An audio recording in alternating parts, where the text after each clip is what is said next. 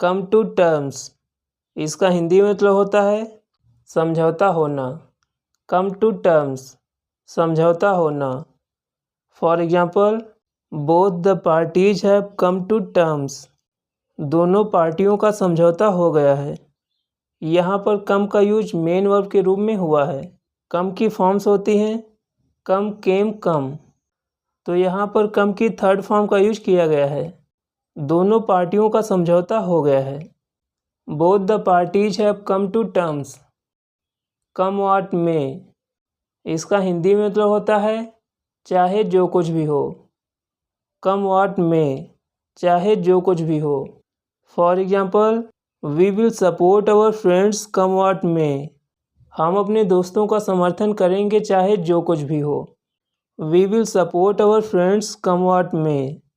Come short of, इसका हिंदी में मतलब होता है कमी पड़ जाना। कम शॉर्ट ऑफ, कमी पड़ जाना। For example, they have come short of money, उन्हें पैसों की कमी पड़ गई है। They have come short of money.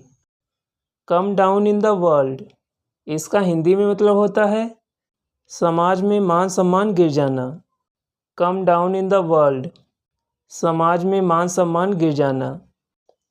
For example, due to his bad character he has come down in the world, अपने बुरे चरित्र के कारण उसका समाज में मान सम्मान गिर गया है।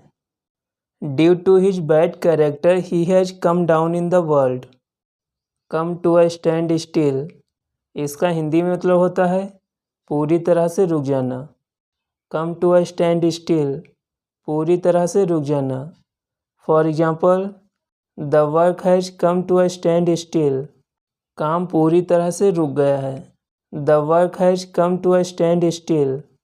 कम टू पास, इसका हिंदी मतलब होता है घटित होना। कम टू पास, घटित होना। For example, how did it come to pass, यह कैसे घटित हुआ। How did it come to pass. Come to hand, हाथ लगना। कम टू हैंड, हाथ लगना।